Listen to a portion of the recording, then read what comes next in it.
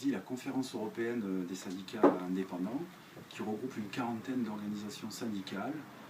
C'est un lieu d'échange qui permet aux différentes organisations syndicales d'avoir accès aux différents projets de directives, de les commenter, de proposer des résolutions. Et nous siégeons en particulier sur le Conseil professionnel sécurité. Et donc tous les protagonistes de ce Conseil pro nous ont identifiés. Il y a maintenant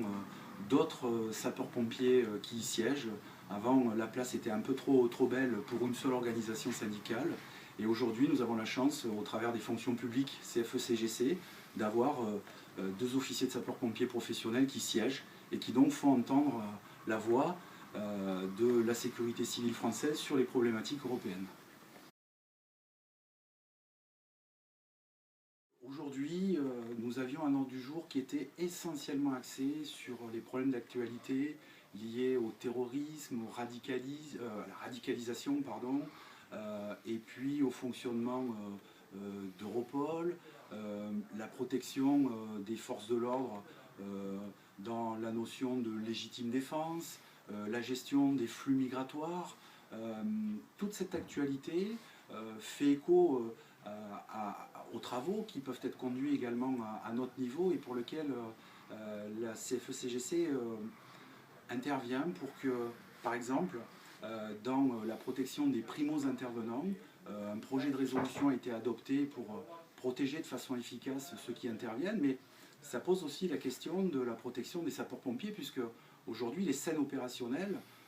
quand on voit la répétition des attentats, on devient sur des scènes opérationnelles style scène de guerre, et les services de secours aujourd'hui ne sont pas du tout préparés, conditionnés, formés, équipés pour pouvoir s'intégrer dans de tels dispositifs. Donc la CESI a été sensible à la proposition qui a été faite d'intégrer dans la réflexion la prise en charge également du soutien psychologique immédiat, systématique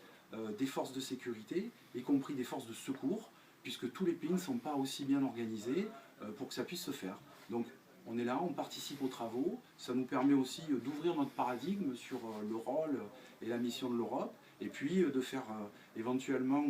traiter de problématiques spécifiques à la sécurité civile française pour développer ce qui a toujours été notre mot d'ordre, le modèle de sécurité civile français au niveau de l'Europe.